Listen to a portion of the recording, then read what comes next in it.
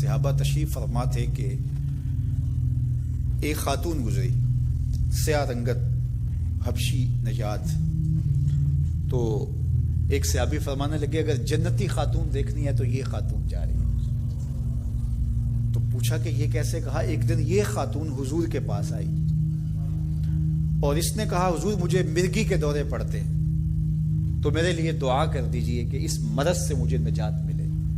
تو آقا کریم علیہ السلام نے فرمایا اگر تم کہو تو میں دعا کر دیتا ہوں اور یہ دورے تمہیں نہیں پڑیں گے، اور اگر تم ان پہ صبر کر لو تو میں تمہیں جنت کا وعدہ دیتا ہوں. اب تمہارے ہاتھ میں ہے، جو چاہو کر لو.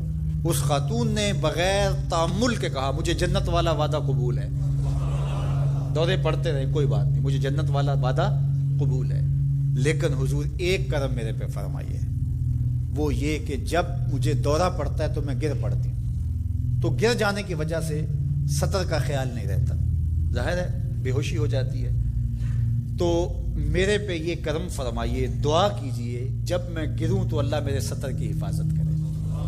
تو حضور نے یہ دعا کر دی. اب وہ گرتی تھی لیکن اس کا سطر نہیں کھلتا تھا. اللہ اکبر. تو اس کو کتنا خیال تھا اپنے پردے کا، کتنا خیال تھا اپنے سطر کا. یہ جمال ہے عورت کا.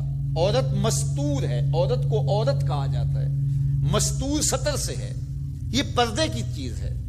اور اللہ جل شانہ نے اوڑھنیاں اوڑھ کر کے رکھنے کی خواتین کو تلقین کی